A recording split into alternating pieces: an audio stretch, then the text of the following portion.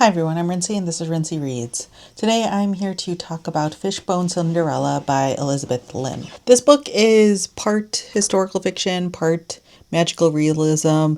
It's also kind of a fairy tale retelling of the Chinese fairy tale version of Cinderella. The story begins in 1940s in China. You are following the main character Ye Ying, and in the very beginning of the story, you are seeing Japanese soldiers invading her home, and she is hiding in a closet. She ends up getting away from the Japanese soldiers because she turns invisible. And this is sort of the beginning of her realizing that she has these powers. She lives in this house with her siblings as well as her mother and her grandmother on her father's side. But her father actually isn't around anymore. He's left and gone to Hong Kong. And actually, the main character, Ye Ying, eventually ends up going by Helen, finds out that her father has remarried, and the mom decides to send her as well as her brother to Hong Kong so that way they can get an education and live with their father and stepmother and potentially have a better life. But this is way more complicated than those things seem. Life with her father and her stepmother is not as glamorous as it might seem. The more sort of modern storyline takes place in from the 1960s to 1980s in San Francisco, and you are following Helen's daughter Marigold, and Marigold knows that her mother has this sort of power, but they never talk about it. Helen refuses to acknowledge it to her daughter and things like that. But suddenly her disappearances are starting to become more frequent and less controlled. And Marigold's really worried that something is happening to her mother's health and that she might disappear forever. She starts looking into her mother's past a little bit more and trying to figure out what exactly is going on. So that's kind of a really high level summary of what's going on in this book. There's a lot that happens in this book between these two timelines. Like I said, it's a mix of a lot of different genres. So I feel like if you're someone who enjoys historical fiction, if you enjoy fairy tale retellings, this would be a book worth picking up. There are parts of this book that I really, really loved and parts of this book that I didn't love quite as much.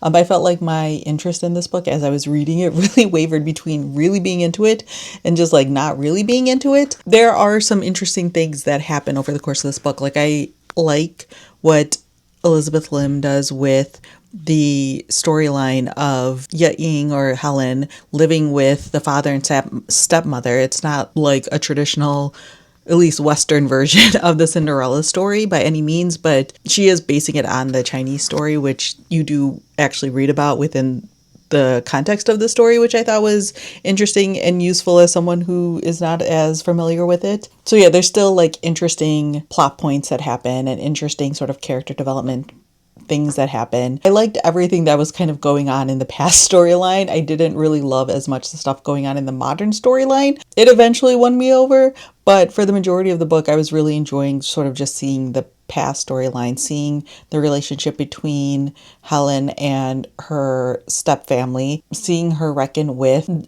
her idealization of her father and her stepmother and things like that, and sort of the truth of her family being revealed to her. There's some really interesting developments with her family in general over the course of this book that I found fascinating and I thought were just really interesting plot choices without giving away too much. Some of it you kind of see coming, but some of it I didn't, at least. So yeah, that definitely kept things interesting for me personally. I think part of the reason why I didn't enjoy the modern storyline as much is partially because you just don't see as much development from what happens while in the States. The timeline moves very fast in order for the story to fully progress to where it needs to go and things along those lines. It feels like there's a lot less individual character development in the modern storyline compared to the past storyline, which I think is part of the reason why I preferred the past storyline so much more. I also kind of wonder whether how important was the magical element of this book. Now I do recognize the fact that the main conflict of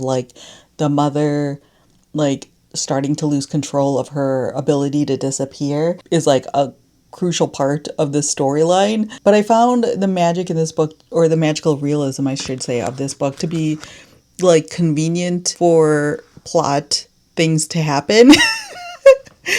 And not really adding that much more to the story. But I also say that as someone who doesn't read a lot of magical realism or fabulism in general. So it might just be one of those things where it's just not for me. It also just felt like the way that the powers manifested themselves across various people in this book, because it basically is a thing of like the women in this family are cursed to a certain degree, and not all of them, but like every generation has a person who has some sort of ability. It's not all the same ability. And I feel like because it's not all the same ability, it ended up being convenient for plot purposes for certain things to happen, for one person to use their power in this way and the other person to use their power in this way, sort of thing. So yeah, like the ending felt a little bit unsatisfactory to me, only because it was like able to happen because like specific people had specific abilities and used them in a very specific way, sort of thing. But I think that's me nitpicking. And again, as someone who doesn't read a lot of magical realism or fabulism or even fairy tales, I feel like that's more of a personal preference thing than anything else. So yeah, overall, I enjoyed my experience with this book. I think I would rate it like a 3.5 star, probably rounded up to 4 stars if I needed to. I think there's really interesting parts of history that are explored here that personally I don't know about, especially like the Japanese occupation in China and Hong Kong and sort of like the post-World War II era of Hong Kong and things like that.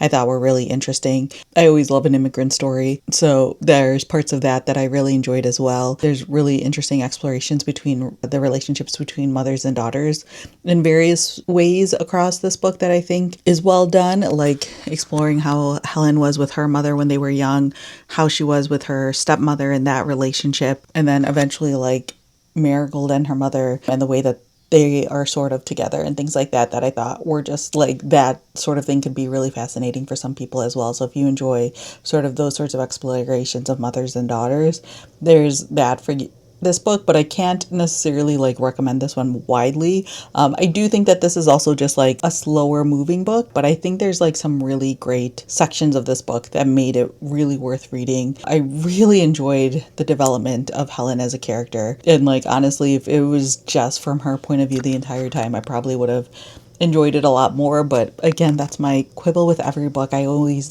just enjoy one point of view more than the others when there's multiple POVs. So yeah, overall, a positive experience with this book. Not necessarily my favorite book from Elizabeth Lim, although I've only read a couple, but one that I think was worth reading. So yeah, those are my quick thoughts on Fishbone Cinderella. Feel free to let me know down in the comments below if you read this book and what your thoughts were on it, or if you have any questions about the book, feel free to leave that down in the comment section as well. So yeah, that's all I have for now, and thanks for watching.